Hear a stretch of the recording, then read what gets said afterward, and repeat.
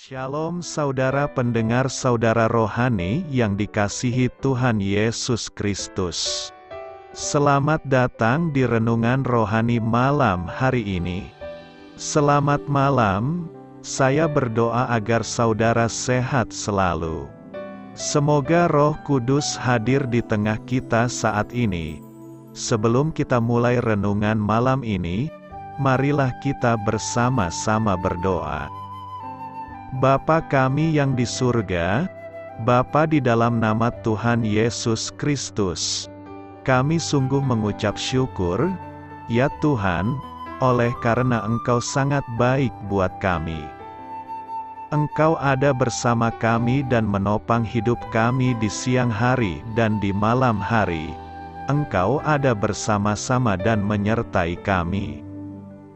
Tuhan, kami memuji dan bersyukur kepadamu pada malam hari ini, kami masih bisa berkumpul di rumah kami yang kecil ini. Tuhan, saat ini kami hendak mendengarkan firman-Mu. Berilah pengetahuan dan bimbinglah hamba-Mu ini agar apa yang Engkau firmankan dapat bekerja sesuai kehendak-Mu.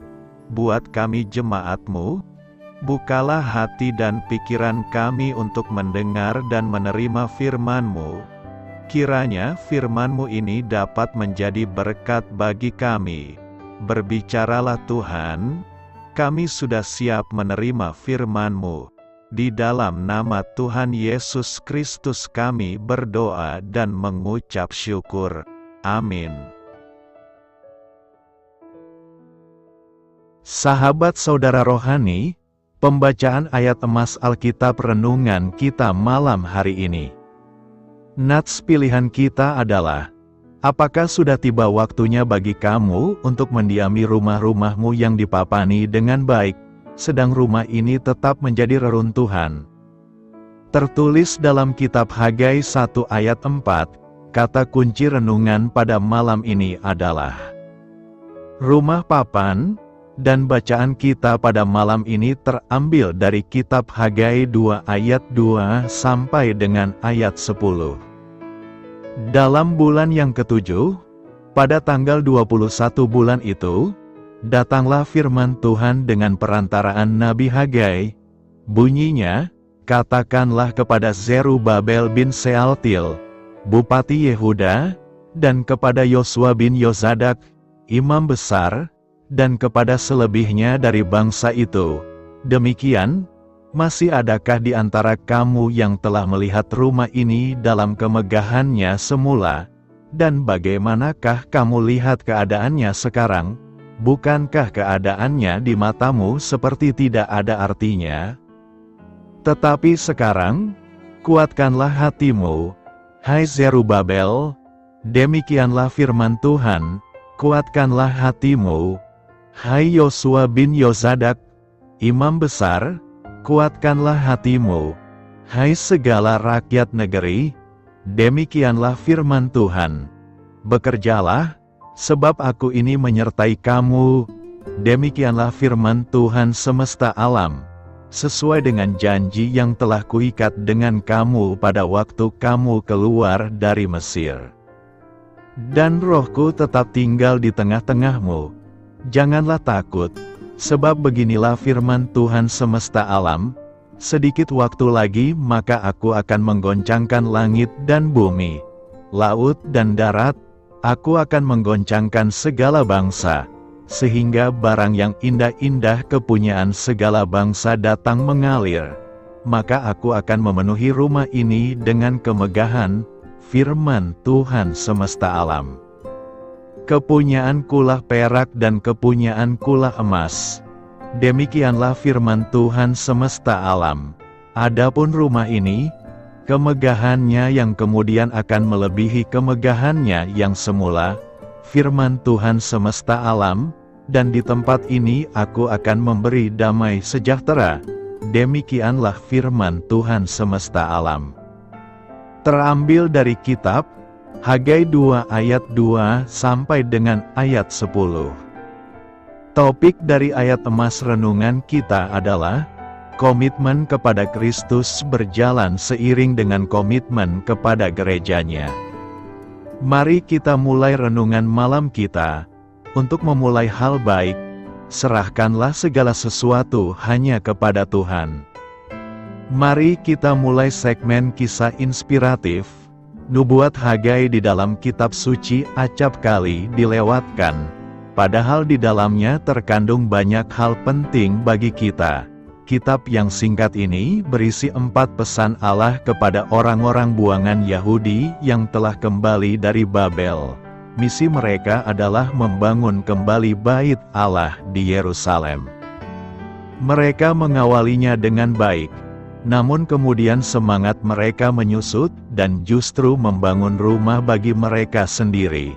Dalam pesan pertamanya, Hagai bertanya, "Apakah sudah tiba waktunya bagi kamu untuk mendiami rumah-rumahmu yang dipapani dengan baik, sedang rumah ini tetap menjadi reruntuhan?"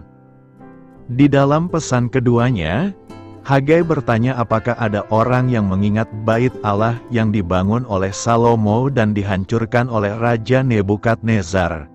Ternyata tidak banyak orang tua yang pernah mengalami pembuangan itu, yang dapat mengingat kejayaan masa silam. Jika dibandingkan, proyek pembangunan yang diabaikan tersebut tampak menyedihkan. Marilah kita renungkan selama beberapa saat tentang pekerjaan membangun gereja. Bagi kita, gereja merupakan tubuh Kristus, yaitu orang-orang percaya itu sendiri. Misi kita sebagai pengikut Yesus adalah menjadi kuat, mengabdi, bertumbuh, serta bersaksi. Bagaimanakah keadaan jemaat yang Anda hadiri? Apakah jemaat itu sibuk mengerjakan pekerjaan Allah? Apakah Anda terlibat? Ataukah pikiran Anda telah terganggu dengan pekerjaan membangun rumah-rumah papan Anda sendiri? Semangat membangun rumah Tuhan kembali. Hagai 1 ayat 14 berkata, Tuhan menggerakkan semangat Zerubabel bin Sealtiel, Bupati Yehuda, dan semangat Yosua bin Yozadak, imam besar, dan semangat selebihnya dari bangsa itu. Maka datanglah mereka, lalu melakukan pekerjaan pembangunan rumah Tuhan semesta alam, Allah mereka. Nas hari ini memberikan penjelasan tentang peristiwa kembali dibangunnya bait suci setelah sempat terhenti. Orang Israel sempat berhenti membangun bait karena tentangan dari warga sekitar dan juga dari pembesar-pembesar di tanah Israel. Orang-orang ini menanti kapan waktu yang tepat untuk melanjutkan pembangunan bait Allah. Mereka menunggu terus hingga teguran Tuhan melalui Hagai diberikan. Hagai mengkritik orang Israel karena mereka berjuang terus untuk membangun rumah-rumah mereka, berjuang untuk memperbaiki kerusakan maupun untuk menyelesaikan pembangunan rumah mereka masing-masing. Tetapi mereka tidak memiliki kegigihan yang kuat untuk membangun rumah Tuhan. Sejak didirikan oleh Salomo, bait suci menjadi lambang kehadiran Tuhan dan tempat ibadah Israel untuk datang menghadap Tuhan. Tempat ini adalah tempat utama di dalam kerajaan Israel ketika itu. Salomo menyelesaikan rumah Tuhan dulu baru menyelesaikan seluruh istana dan balai pertemuan. Bahkan seluruh Yerusalem sejak berdirinya bait suci lebih cocok disebut sebagai bait suci dengan sebuah kota di sekelilingnya, ketimbang disebut dengan kota dengan bait suci di dalamnya. Tidak ada rumah, bahkan istana raja, yang dianggap lebih penting daripada bait suci. Bait suci bukan hanya memiliki keutamaan di dalam hal rohani, tetapi juga politik. Dengan adanya bait suci, Israel akan belajar untuk menyadari bahwa kekuatan politik dan militer Israel sepenuhnya bergantung kepada belas kasihan Tuhan. Dengan adanya bait suci, orang Israel akan belajar untuk menghargai bangsa mereka dan tanah mereka sebagai bangsa dan tanah yang dipilih oleh Tuhan untuk menyatakan kehadirannya, Bait suci melambangkan bahwa tanah Israel adalah tanah milik Allah di mana Dia sendiri hadir di tengah-tengahnya. Selain menjadi simbol kehadiran Allah, bait suci juga menjadi lambang pengharapan bahwa kerajaan Allah di seluruh bumi akan terwujud dengan Israel sebagai tempat pertama Dia menyatakan kekuasaannya. Israel akan memperluas pengaruh dan kekuasaan kerajaannya hingga kemuliaan Allah menjadi nyata atas seluruh bumi. Tetapi kegagalan Israel memegang perjanjian mereka dengan Tuhan membuat mereka akhirnya dibuang Tuhan ke Babel. Namun, pembuangan ke Babel bukanlah akhir dari rencana Tuhan. Rancangan Tuhan tidak mungkin gagal. Itu sebabnya Dia memimpin Israel kembali ke tanah perjanjian yang telah diberikannya kepada mereka. Itu sebabnya pula Dia memerintahkan Kores untuk memerintahkan Israel untuk pulang ke negeri mereka masing-masing sambil bersiap untuk membangun bait suci. Tetapi jika bait suci begitu penting, mengapakah Israel menunda pembangunannya karena ancaman dari orang lain? Mengapa mereka berhenti melaksanakan perintah Tuhan karena ancaman dari manusia biasa? Mengapa mereka begitu takut dan tidak mau merepotkan diri demi menjalankan kehendak Tuhan? Itulah sebabnya Nabi Hagai berkata kepada mereka semua bahwa Tuhan menghukum segala sifat egois mereka. Mereka tidak mau direpotkan dengan tantangan yang muncul dan konflik yang harus mereka hadapi karena membangun bait suci. Tetapi mereka tetap rela berjuang melawan konflik yang sama dan tantangan yang sama ketika mereka membangun rumah mereka sendiri. Peringatan dari Hagai ini sangat diperlukan oleh Israel supaya mereka dapat kembali memahami pentingnya bait suci ada di tengah-tengah mereka. Dan di dalam ayat 12 dikatakan bahwa mereka mendengar segala firman Tuhan dan berespons dengan perasaan takut akan Tuhan. Ini menunjukkan bahwa masih ada harapan bangsa itu akan diperbaiki oleh Tuhan. Ayat 13 mengatakan bahwa, setelah orang Israel berespons dengan sepantasnya, Tuhan sendiri berjanji akan menyertai Israel. Tuhan memberikan peringatan dengan penuh cinta kasih untuk hal ini. Dan karena kerelaan mereka untuk taat, maka Tuhan berkenan untuk memberikan kesempatan pertobatan kepada mereka. Tuhan memberikan kepada mereka hati yang rela untuk dibentuk oleh Tuhan. Apa yang kita pelajari dari nas hari ini? Ada beberapa pelajaran yang hendak kita renungkan melalui nas hari ini, yakni: pertama, hindarilah hidup yang berpusat pada diri sendiri, tetapi harus berpusat kepada Tuhan.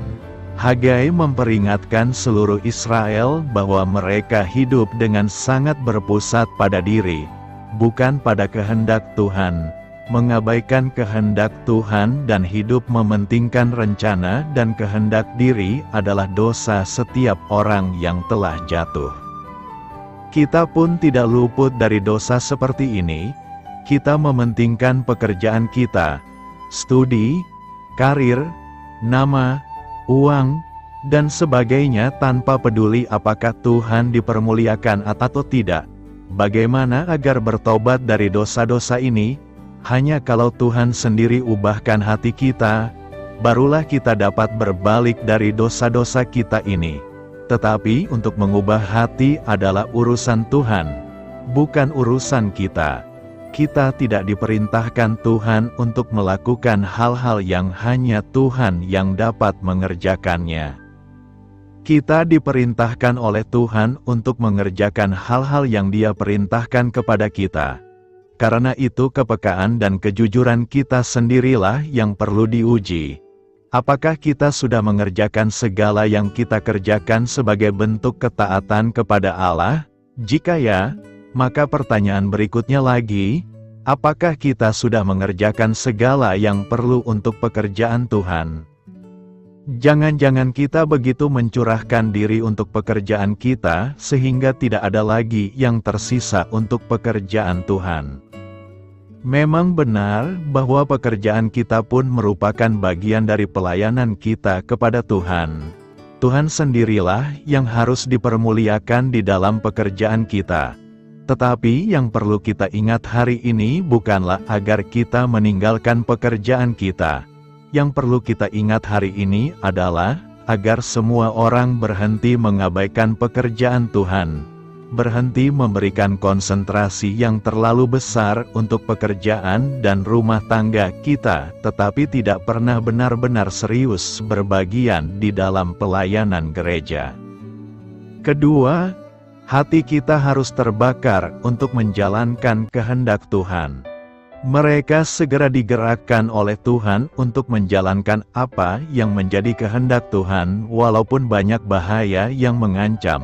Seseorang yang mau diperkenan Tuhan harus senantiasa memiliki hati yang menyala-nyala di dalam semangat untuk melayani Tuhan, menaati Dia, dan menjalankan perintah-Nya. Inilah tanda orang-orang yang sungguh-sungguh digerakkan oleh Tuhan. Jika selama ini reaksi kita setelah mendengar teguran adalah marah, biarlah kita mengoreksi diri baik-baik. Pantaskah kita marah kalau kita memang salah, apalagi jika Tuhan sendirilah yang menegur kita? Kemarahan karena ditegur Tuhan adalah penghinaan kepada Tuhan. Siapa kita sehingga kita merasa berhak marah kepada Dia? Jika Tuhan masih menegur, itu berarti Dia masih berbelas kasihan. Jika tidak, maka Dia tidak akan menegur, melainkan langsung memberikan hukuman bagi kita. Itukah yang kita mau? Karena itu, kiranya kita dengan rendah hati hidup di hadapan Allah, semakin peka terhadap tegurannya dan segera mengoreksi diri. Rohku tetap tinggal di tengah-tengahmu. Hagai 2 ayat 6 berkata, sesuai dengan janji yang telah kuikat dengan kamu pada waktu kamu keluar dari Mesir, dan rohku tetap tinggal di tengah-tengahmu. Janganlah takut. Tuhan berjanji akan tetap menyertai kita. Janji itu disampaikannya kepada Nabi Hagai kala itu. Penyertaan Tuhan itu ditandai dengan eksistensi Roh-Nya tinggal di tengah-tengah kita. Mengapa Roh Tuhan tinggal bersama-sama dengan kita? Jawabnya adalah agar kita jangan takut. Ketakutan sering membuat kita lupa eksistensi Allah di tengah-tengah kita. Itulah sebabnya Tuhan menegur dengan perantaraan Nabi Hagai. Perhatikanlah keadaanmu. Kamu menabur banyak, tetapi membawa pulang hasil sedikit. Kamu makan, tetapi tidak sampai kenyang. Kamu minum, tetapi tidak sampai puas. Kamu berpakaian, tetapi badanmu tidak sampai panas. Dan orang yang bekerja untuk upah, ia bekerja untuk upah yang ditaruh dalam pundi-pundi yang berlobang. Kamu mengharapkan banyak, tetapi hasilnya sedikit. Oleh karena apa? Oleh karena rumahku yang tetap menjadi reruntuhan, sedang kamu masing-masing sibuk dengan urusan rumahnya sendiri. Jadi, tidak ada alasan bagi kita untuk khawatir karena banyaknya musuh atau sumber penghasilan yang kurang mencukupi. Ketika kita bertanggung jawab dalam kewajiban kita dan mulai dengan segenap hati mentaati Allah, mungkin kesukaran-kesukaran nampak bertambah dan ketakberdayaan kita menyebabkan kegagalan tertentu. Dalam keadaan demikian, Tuhan berfirman, Rohku tetap tinggal di tengah-tengahmu. Janganlah takut. Tuhan berpesan agar kita janganlah kamu takut kepada mereka yang dapat membunuh tubuh, tetapi yang tidak berkuasa membunuh jiwa. Takutlah terutama kepada Dia yang berkuasa membinasakan baik jiwa maupun tubuh di dalam neraka. Kita tahu bahwa iblis berjalan keliling sama seperti singa mengaum-aum dan mencari orang yang dapat ditelannya. Karenanya, jangan takut. Jiwa kita bernilai lebih tinggi daripada tubuh. kematian tubuh orang percaya adalah awal kekekalan bersama Juru Selamat, dan kita akan memperoleh tubuh baru dalam kekekalan. Apakah ketakutan dan kekhawatiran kita berasal dari sumber alamiah atau supra-alami? Orang Kristen tidak perlu takut karena kita adalah anak-anak Allah, baik sekarang maupun dalam kekekalan. Jadi, kita tidak usah kecut terhadap penyakit atau maut. Allah memberikan kepada kita bukan roh ketakutan, melainkan roh yang membangkitkan kekuatan, kasih, dan ketertiban. Di dalam kasih tidak ada ketakutan. Kasih yang sempurna melenyapkan ketakutan. Sebagai ganti ketakutan, Allah telah memberikan kepada kita. Pertama, roh kekuatan, kuat kuasa orang percaya untuk berdiri teguh dalam Tuhan terhadap segala kekuatan musuh. Sebab itu, lawan dan tolaklah ketakutan dengan kuasa firman, dengan lemah lembut dan dengan pertimbangan yang tenggang hati, yang didorong oleh Roh Allah, kita mengasihi musuh kita, sehingga dengan demikian kita melucuti senjata mereka.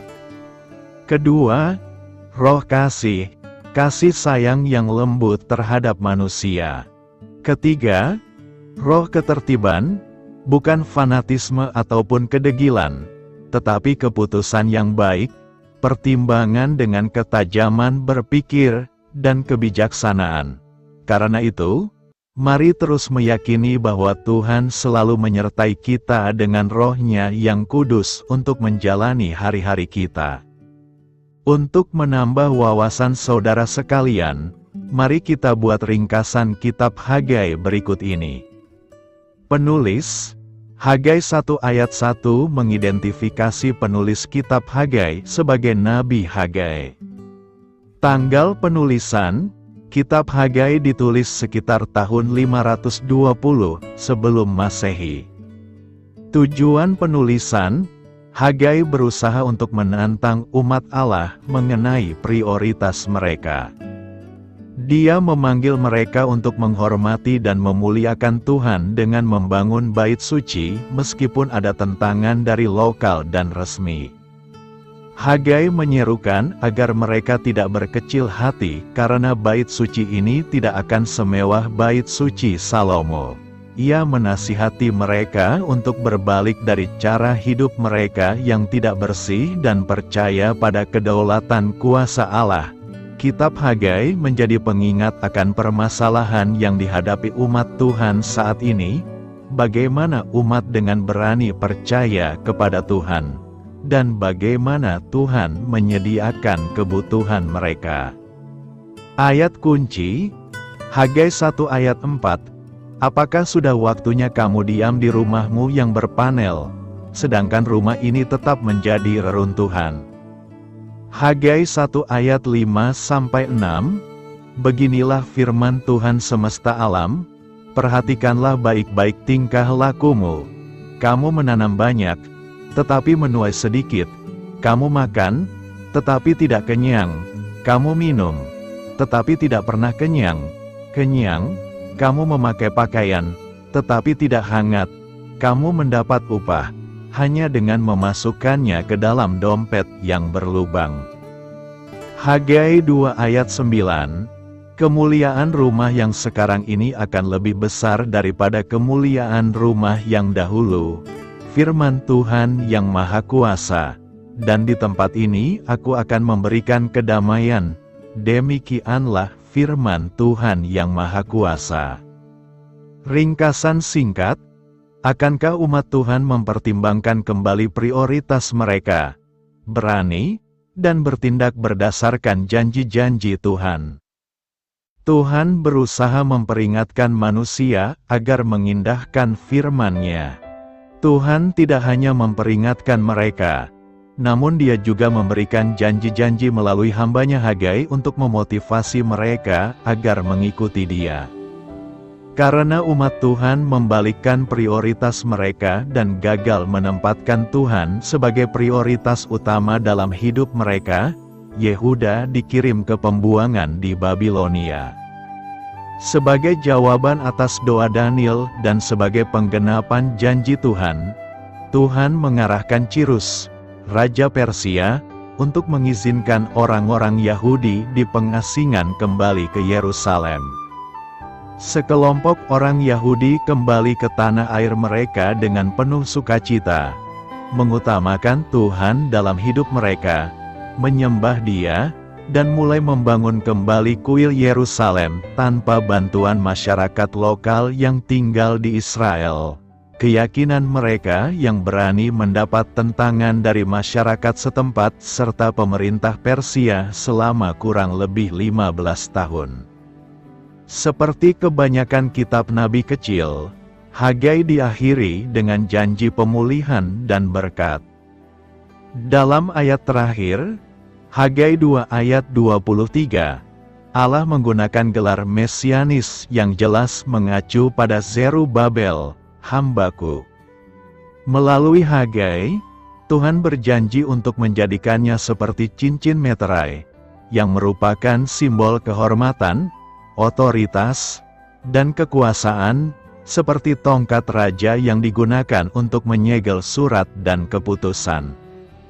Zerubabel, sebagai cincin meterai Tuhan, melambangkan keluarga Daud dan dimulainya kembali garis keturunan mesianis yang terputus oleh pembuangan. Zerubabel menegakkan kembali garis keturunan Raja-Raja Daud yang akan mencapai puncaknya pada pemerintahan milenium Kristus. Zerubabel muncul dalam garis keturunan Kristus di sisi Yusuf dan sisi Maria. Kitab Hagai menarik perhatian pada masalah-masalah umum yang dihadapi kebanyakan orang bahkan hingga saat ini. Hagai meminta kita untuk memeriksa prioritas kita untuk melihat apakah kita lebih tertarik pada kesenangan kita sendiri daripada melakukan pekerjaan Tuhan. 2. Menolak sikap mengalah ketika menghadapi pertentangan atau keadaan yang melemahkan semangat. 3.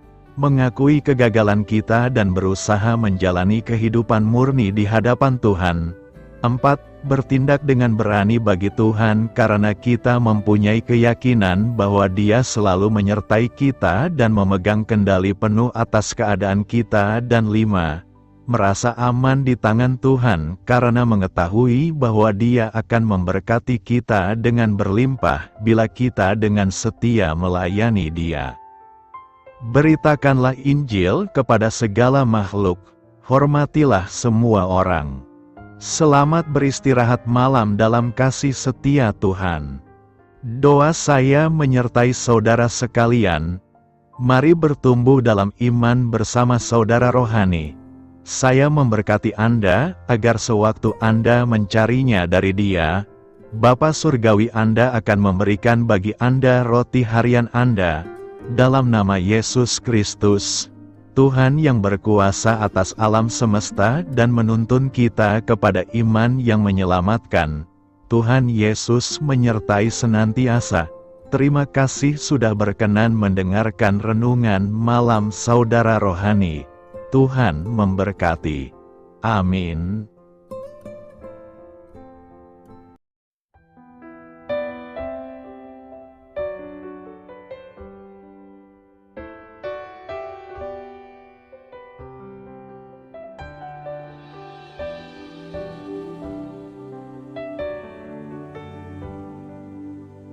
Marilah kita renungkan, sahabat saudara rohani, demikianlah renungan firman Tuhan malam hari ini. Semoga menjadi berkat di dalam hidup kita dan menjadikan kita pribadi yang lebih baik. Sebelum kita beristirahat pada malam hari ini, marilah kita berdoa. Bapa kami yang di surga, Bapa di dalam nama Tuhan Yesus Kristus, kami sungguh mengucap syukur, ya Tuhan, oleh karena Engkau sangat baik buat kami. Engkau ada bersama kami dan menopang hidup kami di siang hari dan di malam hari. Engkau ada bersama-sama dan menyertai kami, ya Tuhan Yesus. Kami mengucap syukur untuk firman-Mu, ya Tuhan, yang memberikan kami kekuatan dan menyadarkan kami bahwa kami tidak perlu takut dengan gelap dan malam.